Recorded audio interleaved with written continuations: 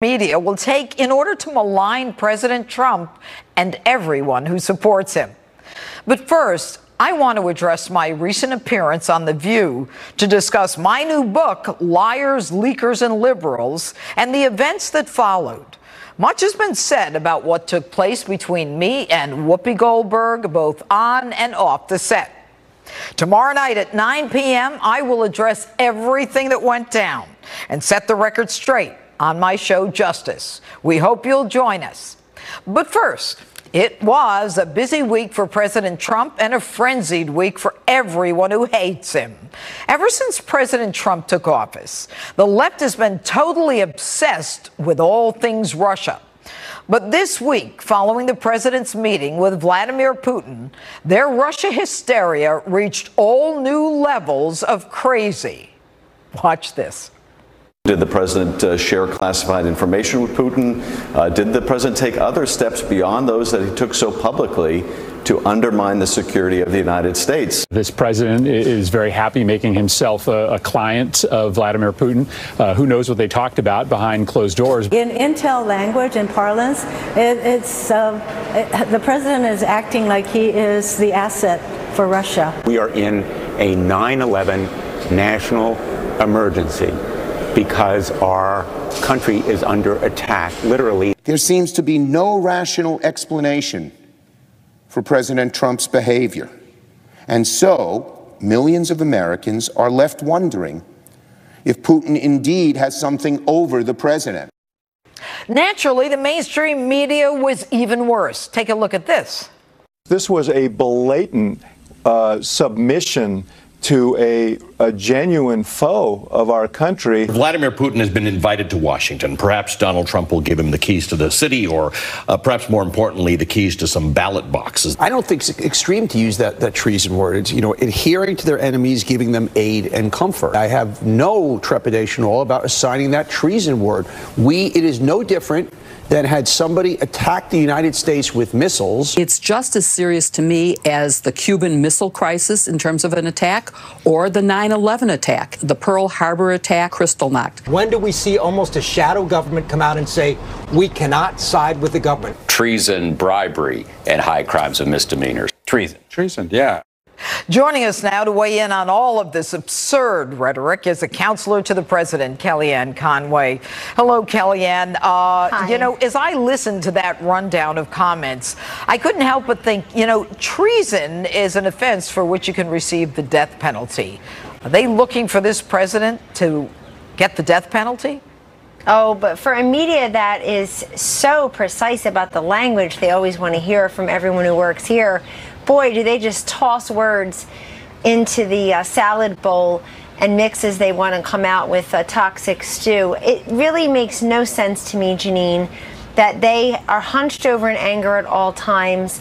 They are, I think, physiologically incapable of finishing a sentence or addressing any issue without mentioning Donald Trump's name 5 or 10 times. He and I were looking at the Washington Post the other day, and he pointed out that there were 6 of the 7 articles on the front page were about him. And only because the All-Star game was in town. Or it probably would have been 7 out of 7. And so it tells you something. The obsessive outrage has been mainstreamed and regularized. And I think this is a very serious point because it's not just that the outrage and the who can out crazy the next on cable TV has been accepted, it's now expected. You have a lot of print journalists who have contracts with these cable news stations. And so even though it has their print affiliation below their names, they're performing for the cameras and the viewers on those particular networks. I take complete offense with a smile on my face, but on behalf of those who suffered loss, grievous loss on 9/11, over 3,000 Americans gone. Kristallnacht, 2,400 plus Americans killed at Pearl Harbor.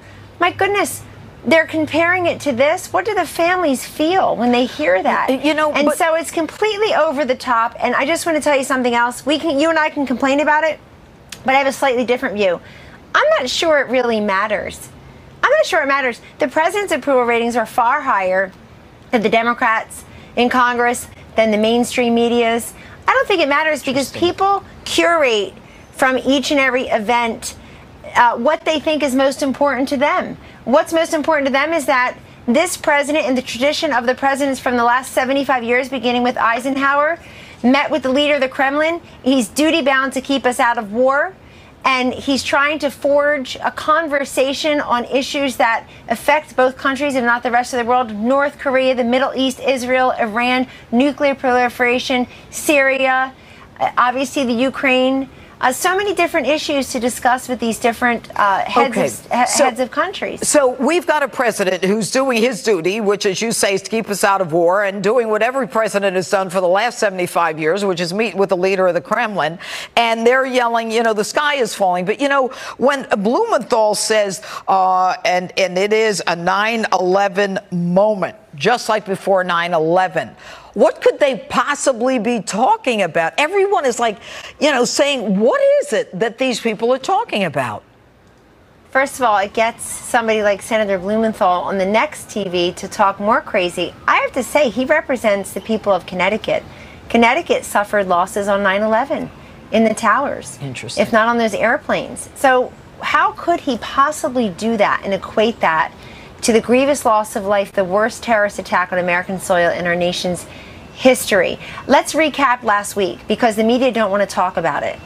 The president started the week out at NATO, where he extracted $44 billion in contributions toward the shared defense from these countries, on the way to securing commitments for hundreds of billions of dollars more into the future. Secretary Stoltenberg of NATO thanked President Trump. On Twitter and in person, you know, publicly, saying thank you for doing this. It's because of his leadership and his stewardship that this is happening, that other countries are keeping their commitments the way that our country has. Then he went over to the UK to reaffirm our great and historic relationship by meeting with the Queen, who I think reviewed the Guards for the first time, we're told, in about 70 years. Also with Theresa May. And then over to his meeting with Putin, which is not unlike what other presidents have done with the leader of the Kremlin at the time. I want to say one more thing. It is just stark raving mad that when the media think about Russia, all they think about is election meddling. And when they think about the Supreme Court, all they think about is abortion. There are so many different issues to talk about. The president has said, yes, he believes the intelligence, Russia interfered, but Janine, it was unsuccessful interference. There was no collusion. Was changed. It didn't. And Rod Rosenstein said that last week when he announced the indictments of the 12 Russians. People. He said there's no evidence that it affected a vote or swung the electoral outcome. Why doesn't the media say that? And why did Obama and Brennan and Clapper, the last two who are cable news pundits now, why did they bury the intelligence that they had? They had it in the fall of 2016. I was the campaign manager at the time. They never came to me and said, we want you to see this. They buried it because they thought she would win and Trump would lose. And then all of a sudden, it became a big deal in December and January to them. You know what? They buried it because they were part of, when they talk about meddling in the election, I think the intelligence community and the DOJ and the FBI was meddling in the election. Anyway, Kellyanne Conway, always good to get your take on all of this. Thank you so much. Thank you, Judge Janine. All right. And joining us now with more is the author of the book, Why We Fight, Fox News national security strategist Sebastian Gorka, and former Obama economic advisor Austin Goolsbee. All right, guys, I want to, I'm not going to go over all the crazy again, because for anyone to compare the president doing what he did by meeting with the leader of the Kremlin to the Holocaust or Kristallnacht or treason or a 9/11 moment, they have to be out of their minds. But Austin, can you please tell me what they're thinking? We're all level-headed, smart people here. When Obama said, tell Vlad I'll get back to him, I'll have more flexibility, why didn't they flip out then? Well, look, the Obama question, a lot of people said a lot of very offensive things about President Obama, as you know. But they never said he should be charged with treason. In this, in this case, I think normally, I agree with you, people on the left and on the right can go too far. On the question of the summit, however, here it's not just the left. I noticed you did not play the Republican statements about what President Trump's summit achieved, Lauren, which were extremely critical. They called him disgraceful. Right. The Republicans, one leading Republican official in Ohio resigned from the Republican Party. And so I don't think he resigned from the party. Wrong. No, you're wrong about that. He just resigned from his position. He says he's still a Republican. Okay. The thing I would say, Judge, is this. It's okay to sometimes, if the president does something that doesn't turn out the way he wanted it to, which I think you will have to say this summit did not go as well as he wanted it to. Republicans and Democrats and independents have really kind of condemned what happened. Okay. I think he should just say, look, hey, it didn't go how I wanted, and I'm going to do better the next time. How do we know how it went? Sebastian Gorka, does he have it? Does Austin Goolsbee have any information that you don't? How do we know how it went? Judge, it's outrageous, and Kellyanne is absolutely right. The idea that a senator like Senator Blumenthal can besmirch the memory of the people who suffered in World War II, the people who suffered in the Holocaust. This is outrageous. Almost 500,000 Americans died in World War II, 3,000 on September the 11th, and this is what you're accusing the president of doing, that this is like 9/11, Kristallnacht. It's sheer lunacy. But what is it based on, Seb? What is it based on? What did he say? I'll tell you exactly what it's based on. I'll tell you exactly what it's based on. The fact is, everybody was in the tank for Hillary. Everybody, from Jim Comey to McCabe, everybody thought Hillary would win. Right. Congratulations. I'll be there.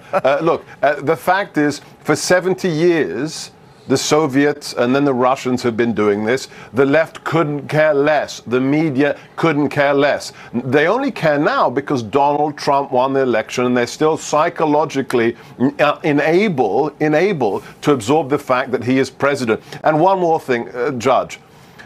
FDR and Truman met with Stalin dozens of times behind closed doors. We also had Kennedy meet with Khrushchev. Were any of their interpreters threatened with a subpoena by Congress? It is truly, I used to use it as a joke, it's real. Yep. It's Trump derangement syndrome. Ooh, that is a trigger for some people. Austin, I want to end with this.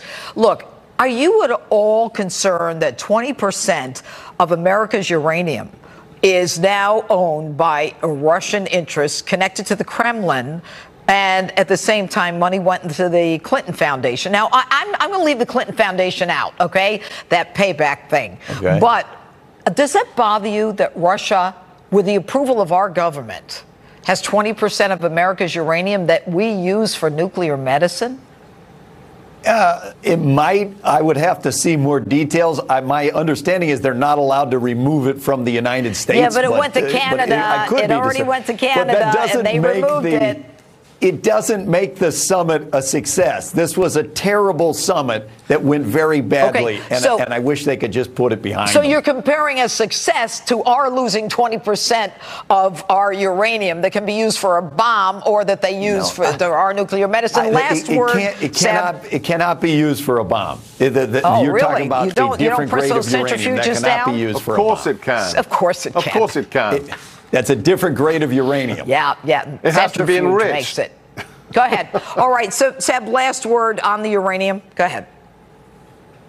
Yeah, all you have to do is enrich it. I mean, that's classic whataboutism. 20% of our uranium gets taken out of the country through Canada by the Russians. Right. Oh, but Donald Trump didn't have the best press conference. I mean, you could not. That is the most obscene and actually hilarious example of whataboutism I have ever seen in my life. It was your whataboutism. I didn't raise it. You did. All right, guys. Thanks so much. Coming up on this special edition of Hannity, Lou Dobbs, David Avella, Doug Schoen. Stay with us.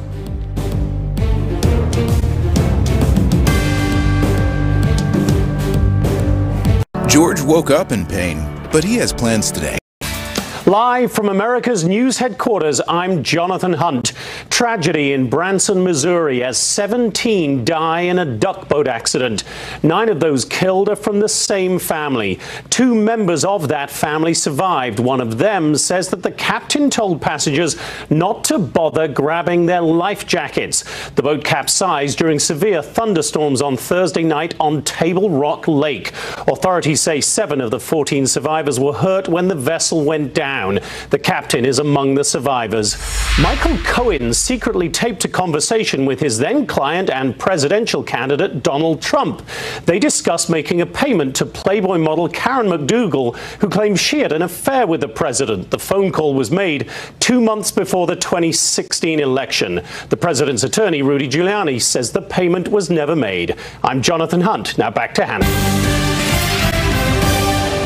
Welcome back to this special edition of Hannity, the intolerant left. While the left and the mainstream media are quick to attack President Trump over meeting with Russian President Vladimir Putin, they failed to see the real story of Trump's tough policies towards Russia.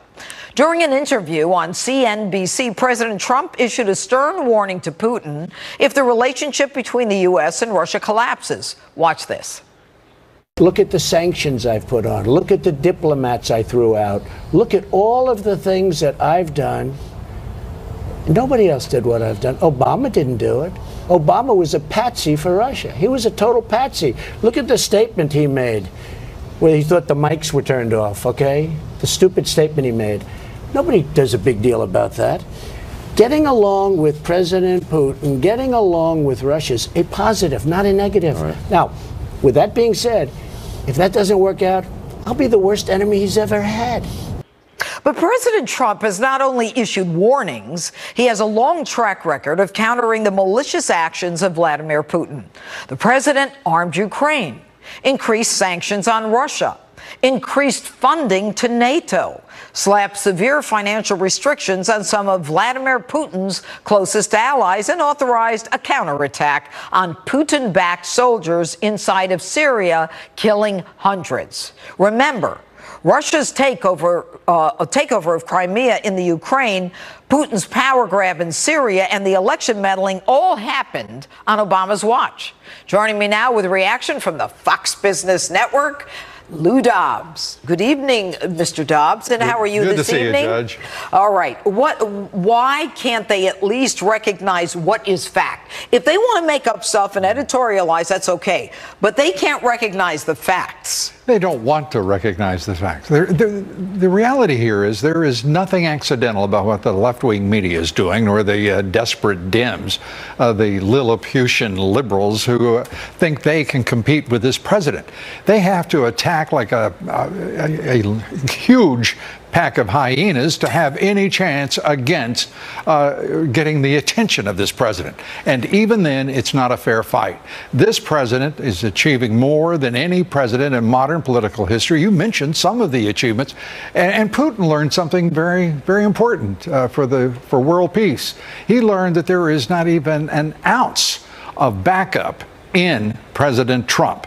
He thought he was dealing there for a while with an Obama-like figure. Yeah. And as soon as he did press in Syria, hundreds of his so-called patriotic Russians who were doing his bidding in Syria were dead on the battlefield. That's right.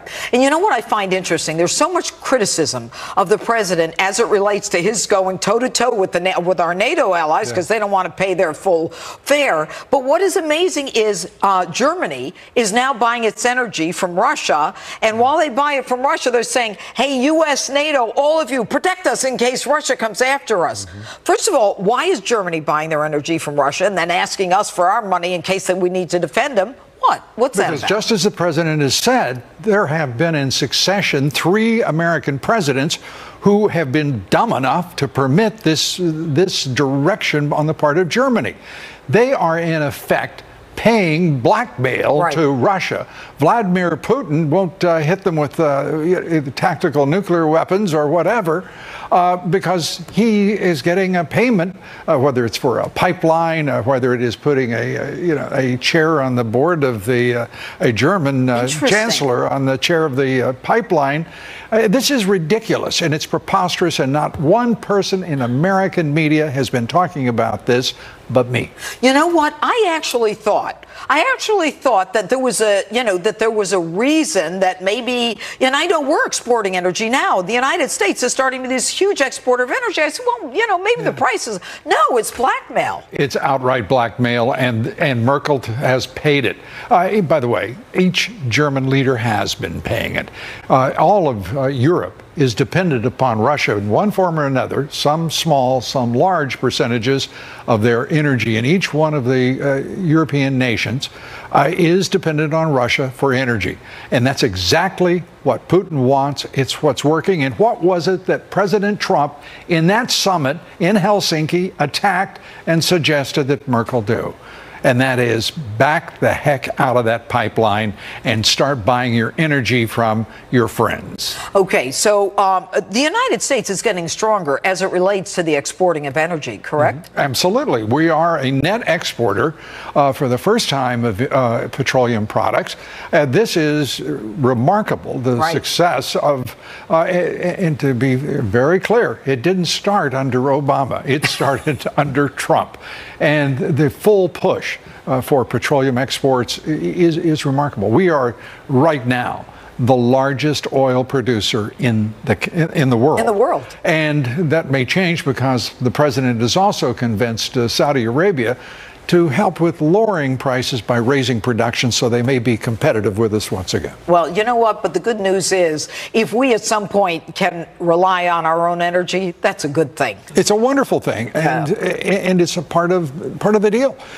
We have North America is replete with petroleum reserves. Absolutely. This is the richest area in the world when it comes to natural resources. And we don't have to rely on the other guys anymore. We really do not. Lou Dobbs, always good to have you on Hannity. And earlier today, President Trump tweeted, I got severely criticized by the fake news media for being too nice to President Putin. In the old days, they would call it diplomacy. If I was loud and vicious, I would have been criticized for being too tough. Remember when they said I was too tough with Chairman Kim? Hypocrites. Joining me now is former Clinton pollster and Fox News contributor Doug Schoen and GOPAC chairman David Avella. All right, Doug, let's start with you. Sure. All right. So the president gets out there. He does what every leader has done, and that is every president has done, meet with the leader of the Kremlin. And now it's treason, which requires death penalty sentence. It's the Holocaust, Kristallnacht, 9/11, and, the sky's falling. Sure. What do you think? Well, I don't think it's Kristallnacht, 9/11, it certainly isn't treason, but I would say as a principled hawk on foreign policy, I think the president was too accommodating. I'd like to know, Judge, why? Because I think he did not affirm for the world media that the Russians had meddled. There was no discussion of our values, that we stand for freedom and liberty, and they are an oppressive, authoritarian regime, that there was no discussion of the counterterrorism agreements that may or may not have been reached, or most importantly, you haven't talked about tonight, cybersecurity. Our intelligence views them as the most aggressive and malevolent force in the world, and we need to know before the next summit where we stand, what we're going to do, and that we stand with our NATO allies foursquare, completely in defense of our values. David Avella. All right. So what Doug is saying is that, he didn't reiterate, and I'm going to say that word, that, he believed in meddling. It was meddling. And could you understand why the president would be somewhat soft in terms of, and I don't want to use the word soft, why the president hesitant to totally support the intelligence community, given the fake investigation that was based on a dossier purchased by Hillary Clinton? Doug's answer there sounds like he's auditioning to be Bernie Sanders' press secretary for his presidential bid in 2020. I'm a Scoop Jackson Democrat. I'm a hawk. I am not with Bernie Sanders. I believe we assert our values. We stand up to Russia everywhere. That's the opposite of Bernie Sanders, David. Here is the best way for the president to position us to be in a position of strength against Russia, and that is to keep the American economy going strong. The way we have all the funds to do all the things Doug talked about is a government with resources. The best way for government to get resources is American workers being at full capacity, making sure government has the resources it needs, and making sure nations around the world want to be working in our markets, buying our products. Okay. And when we have a strong economy, it's the best way to deal with Russia. Okay. So what the president has done, and to get us our economy where it is today, he needs to keep doing. That's how we deal with Russia. But you know, Doug, when you talk about being a hawk, and what David is talking about is so incredibly important, and that is economic strength. Because people who are in business together rarely go to war with each other. But you say that you're a hawk. You know, when Putin annexed Crimea and, you know, with this overthrow or attempted in Ukraine, Obama didn't do anything. I mean, President Trump is. We're sending billions to Ukraine in terms of arms and munitions.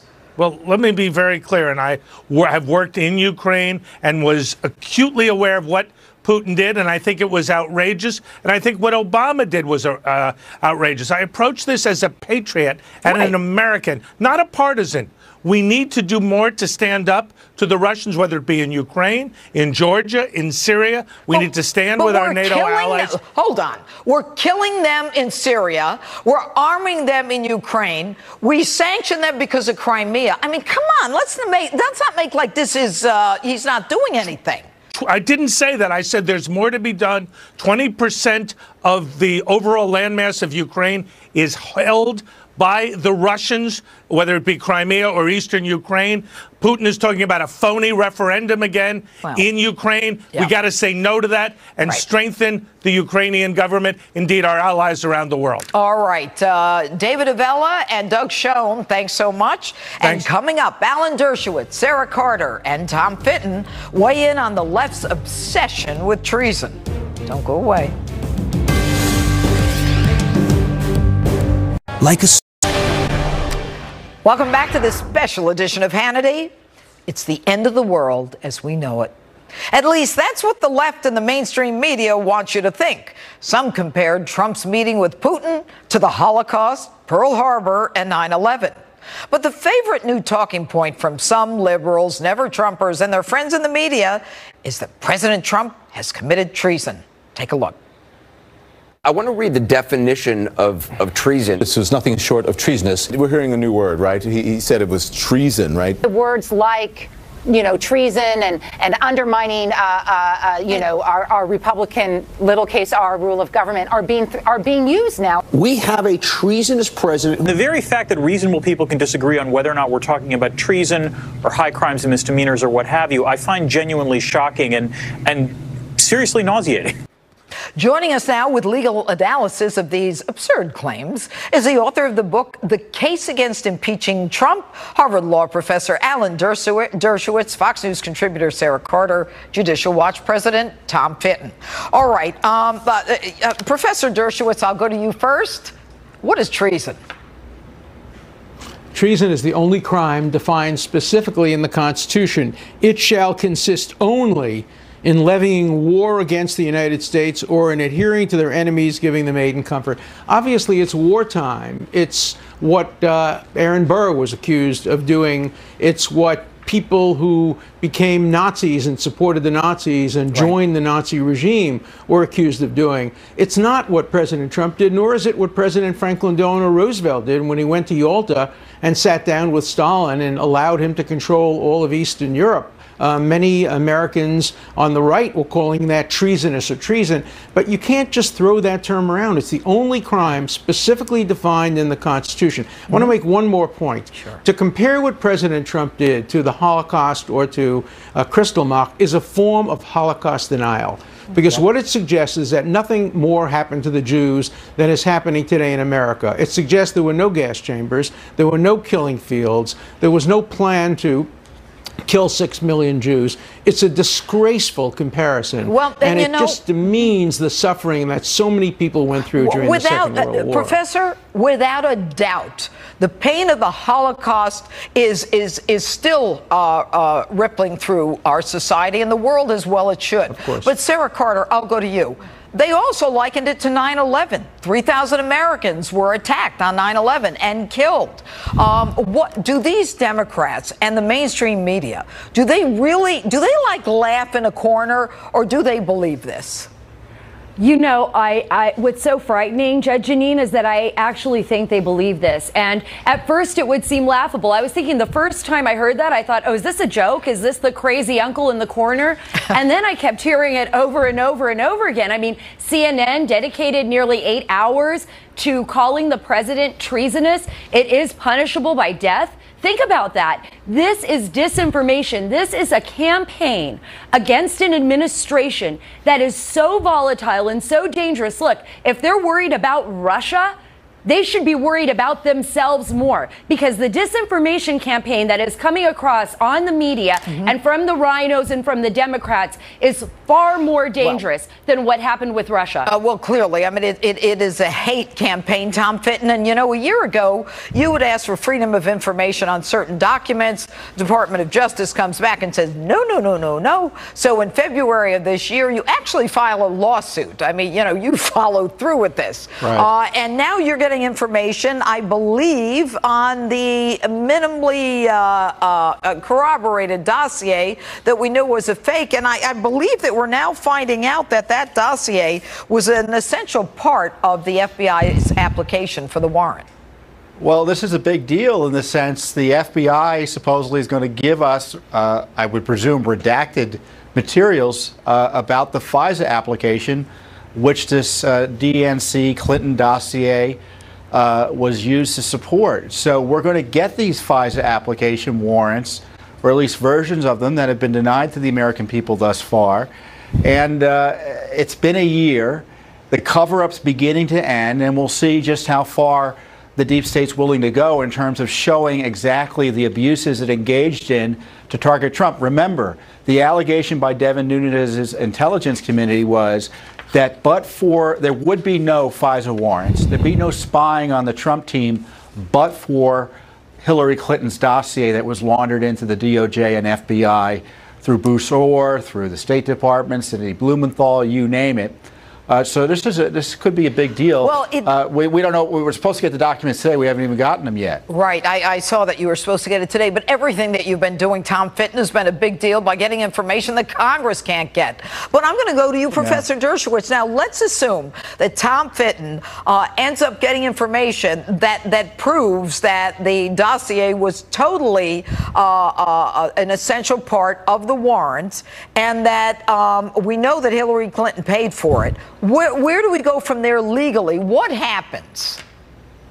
Well, there's a case called Franks versus Maryland, which says that if a warrant, it didn't deal with a national security warrant, it's even worse if it's a national security warrant, because that's done ex parte, and the court is supposed to be able to trust the people who are bringing it to them.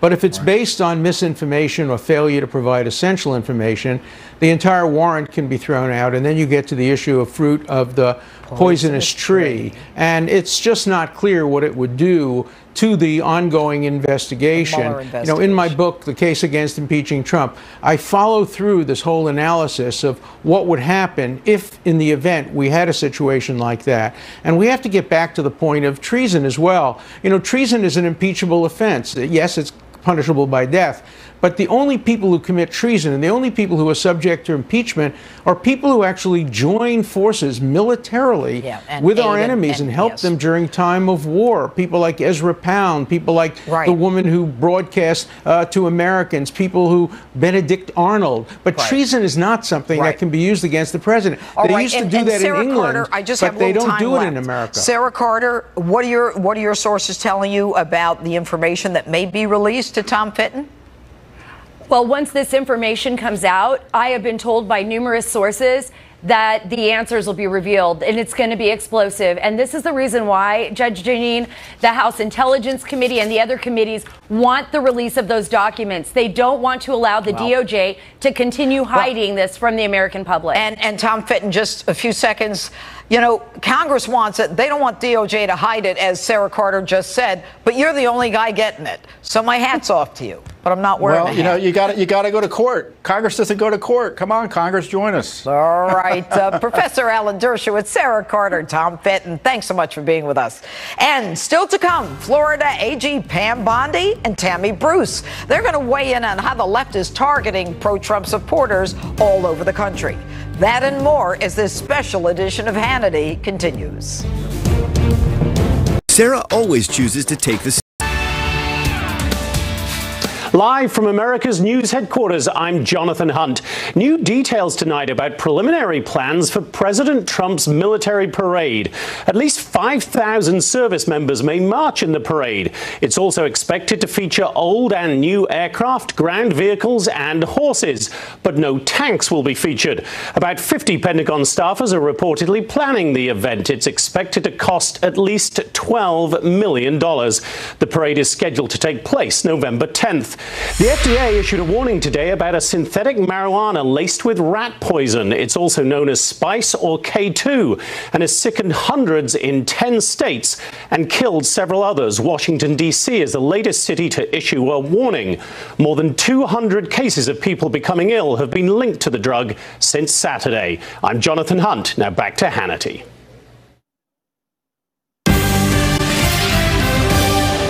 Welcome back to this special edition of Hannity, the Intolerant Left. Yesterday, anti-Trump protesters gathered outside of Democratic Congresswoman Maxine Waters' Los Angeles office, where they burned and stomped on an American flag while chanting, "America was never great." They had gathered because a far-right group had also planned a protest at the same location. Also in Los Angeles, protesters tried to shut down the grand opening of a coffee shop because the owner is supposedly pro-Trump.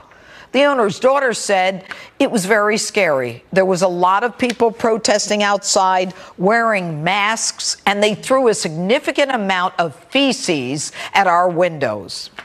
It's becoming more common for Republicans, including members of the Trump administration, to be harassed in public. Here are just some of the examples. I was asked to leave a restaurant this weekend where I attempted to have dinner with my family. My husband and I politely left and went home. I was asked to leave because I work for President Trump. 3 huge guys came up and started probably an inch from my face, screaming at me every word in the book, cursing as loud as they could. Homeland Security Secretary Kirsten Nielsen is in a Mexican restaurant of all places. The goal. Shame on you! Shame! Shame! Shame! Why are you separating families? Why did you leave my husband alone? I'm not trying to disrespect you, but why is he separating families? He's not. I'm not trying to disrespect you. I'm not trying to disrespect you. Joining me now is Florida Attorney General Pam Bondi and Fox News contributor Tammy Bruce. All right, good evening to both of you. Hi there. You know, Pam, I have to tell you, when I hear about people burning the American flag and chanting F America and all of the other stuff that we can't possibly say, it's stunning to me, but the First Amendment protects all this. That's right. It does protect that, and you know we fought for this country to have the First Amendment right to do that. But let me say, shame on Maxine Waters. These were her supporters, and she's out there representing, allegedly, the United States of America. She should have come out and condemned them burning our flag right away. Her supporters said they weren't there to incite hate or violence, yet they have pipes and bats. Really? I mean, she should be ashamed of herself because she has not come out and condemned this. And Janine, you and I have been saying this for a long time.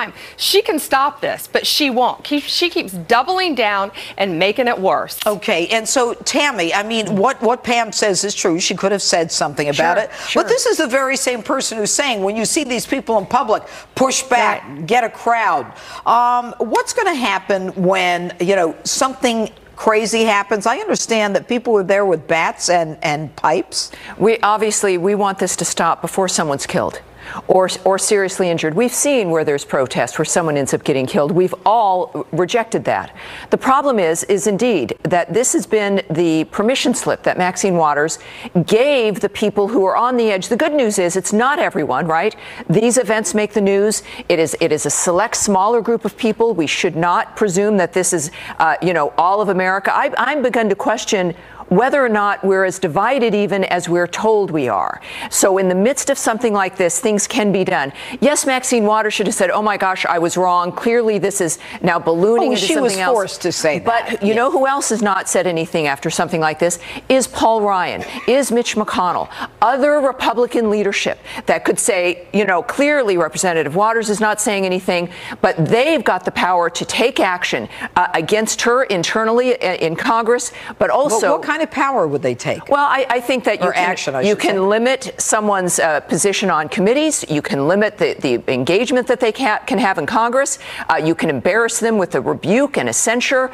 None of those things have occurred, and they I got to tell you, Pam, it seems like in Congress, what Tammy is saying is a great idea, but one hand washes the other. Like, all of a sudden we find out that there's a slush fund for sexual harassment. They all knew about it, and they're like, shocked. There's gambling in Casablanca. I mean, it is the the left and the right, one hand washing the other. What can we do about this? Well, this isn't the America that we grew up in, is it? Nor is it the America we want to live in. And she needs to, on her own, condemn this. She needs to stop what she's been saying. I know Tammy's right. You and I have been saying this, Janine. Someone is going to get hurt. And really, I'm so glad the other side of protesters didn't show up that day. Yet her supporters still did, armed with pipes and bats, yet they weren't there for fear or hate. Really? One of the things, Tammy, that concerns me is that when we have issues like we had in, let's say, with Antifa, when they jump into their ninja outfits, and then there's a stand down by police, as we saw in Berkeley with the arson and the fires and the damaging property. The stand down by police, what can we do about that? Well, I think the public conversation is important. We've got to shame that kind of behavior. We've got to point it out. We've got to make sure people know what cities are doing what. And there needs to be a public shaming. But also, may I suggest, and I'm not a big fan of hate crimes. Crime is a crime. But you've got action here where, yes, you've got the First Amendment when it comes to expressing your opinion. That does not include protection for violence or vandalism or terroristic threats or anything like that. What if, in fact, there were serious repercussions to that kind of action? We know that the charges were dropped on all of the rioters